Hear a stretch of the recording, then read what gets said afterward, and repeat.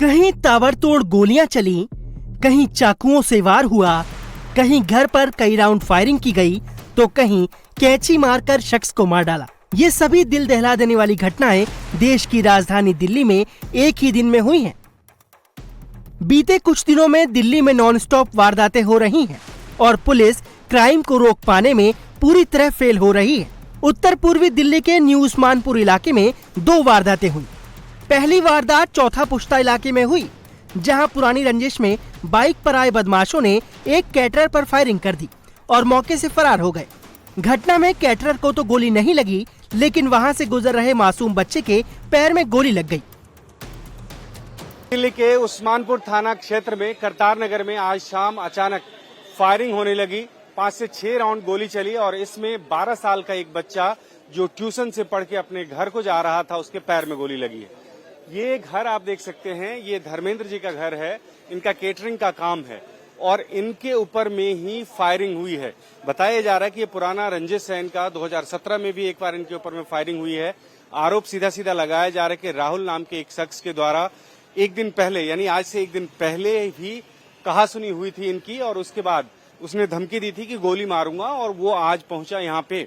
Bike पे 2 बदमाश आए थे, ये बता रहे हैं, और यहाँ पे गाली गलौज करने के बाद तकरीबन यहाँ से 100 मीटर आगे तक गए और वहां से फिर वापस लौट के आए और फिर उसके बाद फायरिंग शुरू की। हैरानी की बात यह है कि बदमाशों ने एक दिन पहले ही धर्मेंद्र को मारने की धमकी दी थी और 24 घंटे के अंदर बदमाश इनके घर पहुंचे और 4 से 5 राउंड फायरिंग कर भाग निकले। आरोपी पहले भी एक बार पीड़ित पर फायरिंग कर चुके हैं। जानकारी के मुताबिक पीड़ित धर्मेंद्र और आरोपी राहुल के बीच आपसी रंजिश है। आरोपी राहुल ने साल 2017 में भी धर्मेंद्र के ऊपर फायरिंग की थी, तब उनके पैर में गोली लगी थी और अब उसने एक बार फिर से फायरिंग की है। मैं घर पे था, इनको कॉल आया कि भाई साहब जल्दी से आ जाओ, मेरे घर पे राहुल ने फायरिंग कर दी है। जब मैं आया यहाँ तो उस समय तक शायद पुलिस आ चुकी थी यहाँ पर, और ऐसा बता रहे 5 से 6 राउंड गोलियां चलाई हैं उन्होंने। और वो एक बाइक पर आए थे।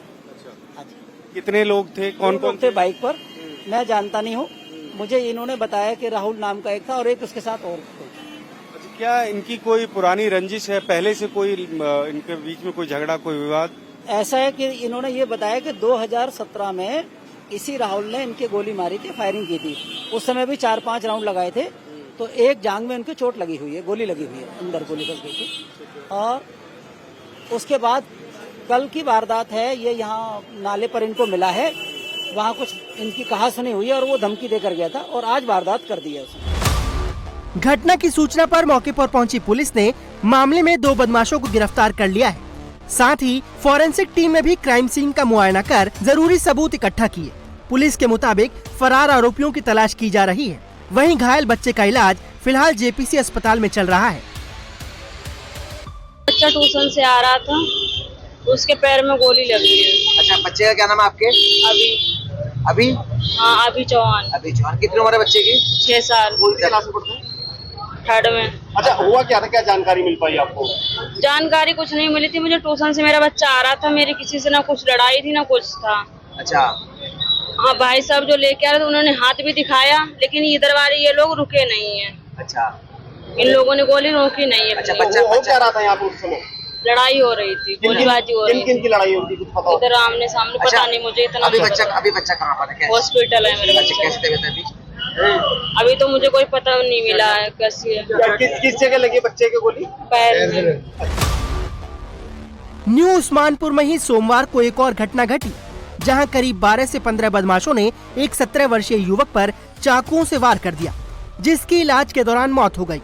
घटना के बाद से इलाके में दहशत का माहौल है। हालांकि पुलिस आरोपियों की तलाश में जुटी है, लेकिन लोगों का कहना है कि यहां आए दिन कोई न कोई घटना होती है और पुलिस कोई कड़ी कार्रवाई नहीं करती। तो एक हमारे लिए भी थ्रेट है। आज डे टाइम के अंदर अगर ऐसी चीजें हो रही है, और जब आज के दिन हमारे यहाँ पे बाजार भी लगता है, लोगों का आना जाना है, फिर भी 12 से 15 लड़के अगर ये चीज वारदात कर रहे हैं, तो यहाँ का एक रहने के लिए हमारा एक डर सा हो चुका है। बच्चे की कुछ पहचान हुई? क्या नाम है? हाँ, बच्चे की पहचान हुई है। बच्चा नियर अबाउट 2-3 गली के बाद ही रहता है और उसका नाम अभिषेक बताया जा रहा है। उम्र कितनी होगी? उम्र उसकी 16 बताई गई है। बताया जा रहा है काफी तादाद में लोग थे जो मारने वाले थे, हाँ जी। तो कितने अंदाजा पता लग सकता है कितने लोग? यहाँ तक पुलिस वगैरह और मीडिया की कन्वर्सेशन पे ही मेरे को ये पता लगा कि 12 से 16 के अराउंड लोग थे। बंगाल में चुनावी हार के बाद टीएमसी सांसदों के साथ मारपीट को लेकर अब सड़क पर बवाल जारी है। आज खुद ममता बनर्जी सड़क पर उतरकर प्रदर्शन करने वाली हैं। ममता बनर्जी पहले कोलकाता के रानी रश्मोनी एवेन्यू में धरना देना चाहती थी, लेकिन पुलिस ने परमिशन नहीं दी।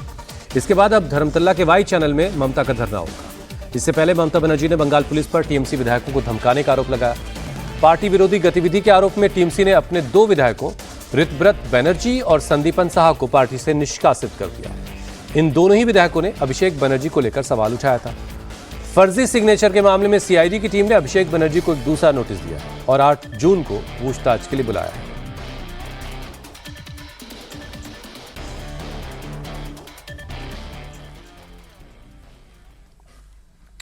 आज सुबह की एक और बड़ी खबर मिडिल ईस्ट से, जहां एक बार फिर से जंग शुरू होने के आसार दिखाई दे रहे हैं। ईरान ने अमेरिका के साथ चल रही बातचीत रोक दी है, तो ट्रंप एडमिनिस्ट्रेशन में खलबली मच गई है।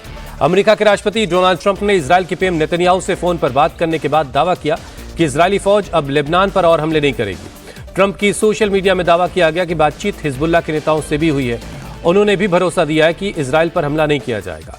इससे पहले तेहरान ने साफ कहा कि जब तक लेबनान में इजरायली हमले नहीं रुकते और गाजा में हमले नहीं रुकते, तब तक मध्यस्थों के जरिए अमेरिका के साथ कोई बातचीत नहीं होगी। ईरान का कहना है कि लेबनान में शांति बनाए रखना सीज फायर का अहम शर्तों में शामिल था और अब लेबनान समेत कई मोर्चों पर इस समझौते का उल्लंघन हो रहा है। ईरान ने गाजा और लेबनान में इजरायल की कार्रवाई को तुरंत रोकने और लेबनानी क्षेत्र से इजरायली सेना की पूरी वापसी की मांग की। ईरानी न्यूज एजेंसी की रिपोर्ट में कहा गया कि ईरान और उसके सहयोगी हॉर्मुज स्ट्रेट पूरी तरह से बंद करने और दूसरे मोर्चों को एक्टिव करने के ऑप्शन पर भी विचार कर रहे हैं।